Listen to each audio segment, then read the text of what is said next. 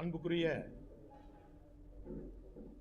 இந்த மண்ணின் மைந்தர்கள் கழகத்தின் பொறுப்பாளர்கள் நியமனம் சிறப்பாக நடைபெற்று கொண்டிருக்கிறது.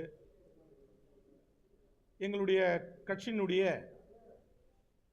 தேசிய பொதுச் செயலாளராக பாசத்திற்குரிய சகோதரர் பழனிவேல் ராஜன் அவர்கள் இப்பொழுது தேசிய பொதுச் செயலாளராக பதவி ஏற்றுக்கொண்டார்.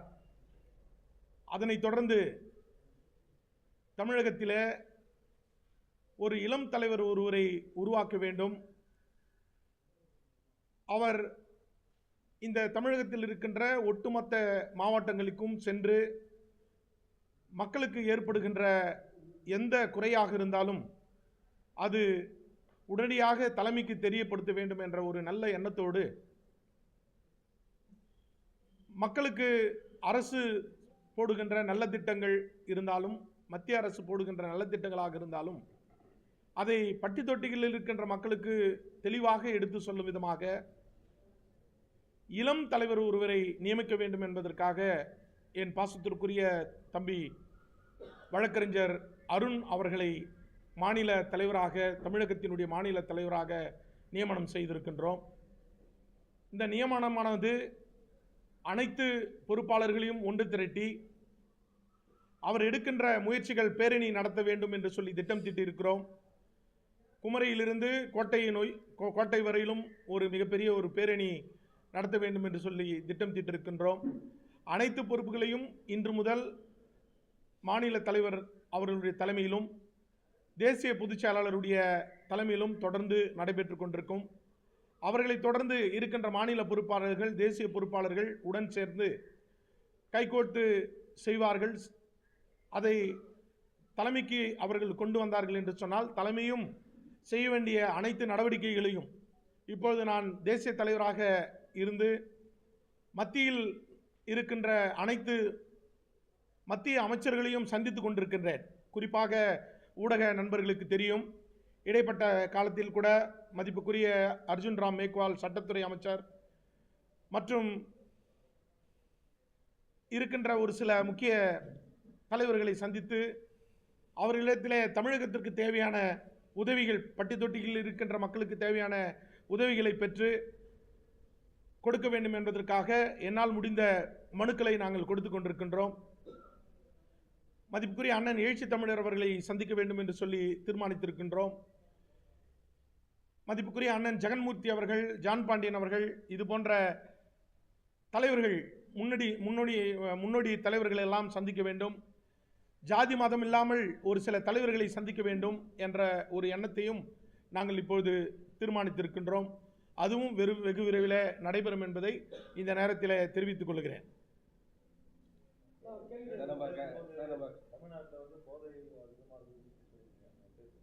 போதை அதிகமாக இருப்பது என்பது உங்கள் அனைவருக்கும் தெரியும். ஏன்னா ஊடகங்களின் மூலமாக தான் நாங்கள் அன்றாடம் காலை ஏந்துதான் ஊடகத்தின் மூலமாக தான் எங்கே என்ன நடக்குதுன்றதை நாங்கள் பார்த்துக்கிறோம். செய்திகளிலே பார்க்கின்றோம். கள்ளக்குறிச்சி சம்பவம் உங்களுக்கு நன்றாக தெரியும். ஏன்னா நீங்கள் தெளிவாக பட்டி தொட்டிகளில் என்ன நடக்குதுன்றதை ஊடகங்கள் தான் தெளிவாக எழுதி அதை நீங்கள் மக்களுக்கு எங்களை போன்றவர்கள் மாத்திரமல்ல, பட்டி தொட்டியில் இருக்கின்ற மக்களும் தெரிகின்ற அளவிற்கு ஊடகம் தான் வெளிப்படுத்துது. ஆகவே போதைப் பொருட்கள் தமிழகத்தில் இருக்கின்றது. குறிப்பாக இன்னைக்கு படிக்கின்ற பள்ளிகளில் நேற்று நான் ஒரு மீட்டிங்காக சென்றிருந்தேன். அந்த இடத்துல ஒரு உளவுத்துறை வேவு பார்க்குறாங்க. என்னன்னு கேட்டால், இந்த இடத்துல கஞ்சா விற்குதுன்னு சொல்லியிருக்காங்க தலைவரை, அதனால் நான் பார்க்க வந்தேன்னு சொல்லிட்டு நான் சொன்னேன், அண்ணா தயவுசெய்து அதை உடனடியாக செய்யுங்க, இதை வேற ஆட்கள் போட்டு கூட நீங்கள் பண்ணுங்கன்ற மாதிரி சொன்னேன். தமிழகத்தில் பொதுவாக எல்லா பள்ளி மாணவர்கள் சீர்கெட்டு கொண்டு இருக்கிறார்கள் என்பது உங்கள் அனைவருக்கும் தெரியும். எங்களை காட்டிலும் உங்கள் எல்லாருக்குமே தெரியும் என்ன நடக்குதுன்னு. உங்கள் எல்லாருக்குமே தெரியும். நான் பொதுவாக நேசிக்கின்ற ஒரு தமிழகத்தில் நான் அதிகமாக நேசிக்கின்ற ஒரு சூழல் யாருன்னு கேட்டிங்கன்னா, நம்முடைய செய்தியாளர்களை நான் அதிகமாக நேசிக்கிறேன். அதனால தான் நாங்கள் ஊடகத்துறைன்னு ஒன்று ஆரம்பித்து எங்களுடைய ஊடகத்துறையில் எங்களுடைய செய்தியாளர்கள், ஊடகத்துறையில் இருக்கின்றவர்களுக்கு அவருடைய இல்லங்களில் இழப்பு ஏற்பட்டால் அவர்களுக்கு இழப்பு, நாங்கள் அவ்வளோ பெரிய வசதி படைத்த கட்சி கிடையாது. இப்போ தான் நாங்கள் வளர்ந்து வரோம். செய்தியாளருடைய இல்லங்களில் இழப்பு ஏற்பட்டாலோ அல்லது நல்ல காரியம் ஏற்பட்டாலோ எங்களால் முடிந்த உதவியை நாங்கள் செய்ய வேண்டும் என்று சொல்லி நாங்கள் இந்த தீர்மானத்தை கொண்டு வந்திருக்கிறோம். எங்களுடைய மண்ணின் மைந்தர்கள் கழகம் கொண்டு வந்திருக்கிறது. எங்களுடைய மண்ணின் மைந்தர்கள் கழகம் நம்முடைய சகோதரிகள் வந்து பார்த்தீங்கன்னா 3ஆம் பாலினத்தவர்கள் என்று சொல்லப்படுகின்ற திருநங்கைகள், குறிப்பாக எங்களுடைய திருநங்கைகளை நாங்கள் அணியாக கொண்டு வந்து அவர்களுக்கும் ஒரு வாழ்வாதாரத்தை ஏற்படுத்தணும். அந்த வாழ்வாதாரம் யாரை பார்க்கணும், எந்த மந்திரியை பார்க்கணும், அவர்களுக்கு எப்படி முன்னெடுத்து செல்லணும், இதையெல்லாம் நாங்கள் திட்டம் தீட்டி கொண்டு தான் இருக்கிறோம். ஏறக்குறைய மறைந்து இப்பொழுது நம்மோடு கூட இருக்கின்ற அருமையானன் ஆம்ஸ்ட்ராங் அவர்கள் எப்படி சில வழக்கறிஞர்களை உருவாக்கினார்களோ அதே போன்று நிறைய பேர் வழக்கறிஞர்கள் மாத்திரமல்ல, நிறைய என்ஜினியர்களை உருவாக்கணும், நிறைய மருத்துவர்களை உருவாக்கணும். நிறைய பேர் வந்துட்டு முடியாதவர்களுக்கு நான் நேரடியாக கல்லூரிக்கு செல்லுகிறேன். ஏதாவது ஒரு அட்லீஸ்ட் ஒரு 20,000 குறைப்பாங்களா, 10,000 குறைப்பாங்களா, ஒரு 50,000 குறைப்பாங்களான்றத நான் வந்துட்டு ஒவ்வொரு கல்லூரிகளுக்கும் போயிட்டு நேரடியாக பார்க்குறேன். என்னுடைய லெட்டர் பேடில் நான் கடிதம் எழுதுகிறேன்.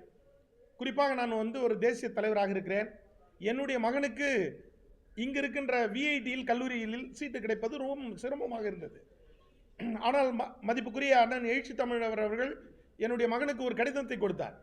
அதனுடைய அடிப்படையில் என்னுடைய மகன் இப்பொழுது பிஏ எல்எல்பி ஆனர்ஸ் படிக்கிறார். அதுபோன்று நான் இன்னைக்கு இருக்கின்ற பட்டித்தொட்டியில் இருக்கின்ற மக்களுக்கெல்லாம் என்னுடைய கடிதத்தின் மூலமாக நான் கடிதத்தை கொடுக்கிறேன். சிலர் ஏற்றுக்கொள்கிறார்கள், சிலர் ஏற்றுக்கொள்ளவில்லை. ஆனால் இருந்தாலும் கடைசியாக நான் என்ன சொல்ல வரேன்னா, தமிழகத்தில் பொதுவாக நம்முடைய கள்ளச்சாராயம் ஒழிக்கப்பட வேண்டும், போதைப் பொருட்கள் ஒழிக்கப்பட வேண்டும். அந்த சட்டத்தை மாண்புமிகு தமிழக முதலமைச்சர் அண்ணன் மு.க. ஸ்டாலின் அவர்கள் கொண்டு வர வேண்டும் என்ற ஒரு கருத்தை நான் இந்த நேரத்தில் வைக்க விரும்புகிறேன்.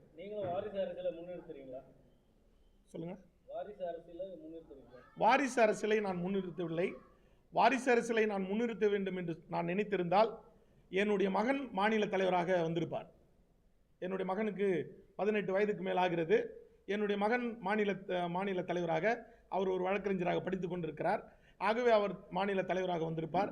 என்னுடைய மனைவி மாநில மகளிர் அணி தலைவியாக வந்திருப்பார்.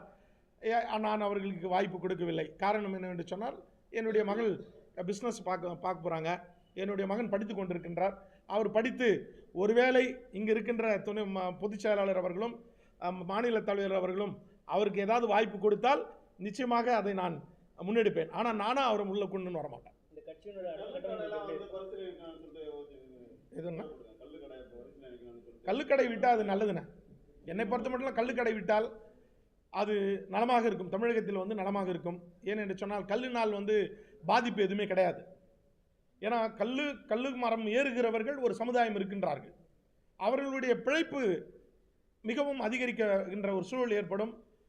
இருக்கின்ற எல்லாம் வந்து கல் குடிக்கலாம். கல்லுனால வந்துட்டு எந்த ஒரு போத வஸ்தோ இல்லை எந்த ஒரு பிரச்சனையும் கண்டிப்பாக இல்லைன்றது நான் வலியுறுத்தினேன். கல்லுக்கடை கொண்டு வருவதற்கு நிச்சயமாக நாங்கள் குரல் கொடுப்போம். ஒரு மாவட்டத்தோட நிர்வாகிகளை எப்படி தேர்ந்தெடுக்கிறீங்க? எங்களுடைய என்ன அடிப்படையில் வந்து அவங்களுக்கு உரிமை கொடுக்குறீங்க? எங்களுடைய மாவட்ட செயலாளர்கள் இங்கு இருக்கின்றார்கள். ஒருவர் கூட வாகனம் கார் கூட வச்சிருக்க மாட்டாங்க. நான் ஒரே வார்த்தை எங்களுடைய மாநில தலைவர் அவர்களையும் பொதுச் செயலாளர்கள் மற்ற இருக்கிற பொறுப்பாளர்களிடத்தில் சொல்கிறது என்னன்னு சொன்னால், பட்டி தொட்டியில் இருக்கின்றவர்கள் கூட சட்டமன்றத்துக்கு வர வேண்டும். பணம் படைத்தவர்கள் தான் வரணுன்ற எண்ணம் எங்களுடைய மண்ணின் மைந்தர்கள் கழகத்தில் இல்லை. பட்டி தொட்டியில் இருக்கின்றவர்கள் கூட வர வேண்டும். இப்போது மாவட்ட செயலாளர்களை, புதிய மாவட்ட செயலாளர்களை நியமனம் செய்ய போறாரு. நரிக்குறவர்களுக்கும் வாய்ப்பு கொடுக்க சொல்லியிருக்கேன். ப்ளஸ் 3ஆம் பாலினத்தவர்களுக்கும் வாய்ப்பு கொடுக்க வேண்டும் என்று சொல்லியிருக்கிறேன். பெண்களுக்கும் மாவட்ட செயலாளர்களில் வாய்ப்பு கொடுக்கணும்னு சொல்லியிருக்கேன். மதம் என்பது நம்முடைய கட்சியில் கிடையவே கிடையாது. மதம் என்பதற்கு இடம் நிச்சயமாக கிடையவே கிடையாது. அது மதத்தின் பேரில் யார் வந்தாலும் எங்களுடைய கட்சி அனுமதிக்காது, துன்புறுத்தால். நாங்கள் இதை மிகவும் கண்ணியமாக கொண்டு போக வேணும்னு நாங்கள் விரும்புகிறோம். அது கண்ணியமாக நாங்கள் கொண்டு செல்வோம் என்பதை தெரிவித்துக் கொள்கிறேன்.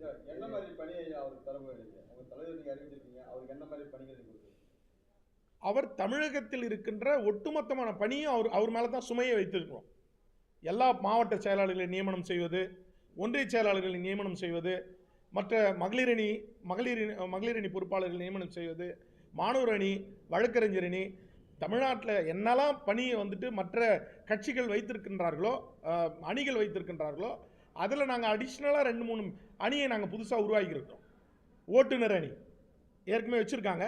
ஓட்டுநர்களுக்கு ஏற்படுகின்ற பிரச்சனைகள் உடனடியாக நாங்கள் தலையிட வேண்டும் என்று சொல்லி ஊடகத்துறைக்கு வந்து நாங்கள் அணியை உருவாக்கி வச்சுருக்கிறோம். இவங்க 3ஆம் பாலினத்தார்கள் என்று சொல்லப்படுகின்ற சகோதரிகளுக்கு, எங்களுடைய அன்பு சகோதரிகளுக்கு அணியை உருவாக்கி வைத்திருக்கிறோம்.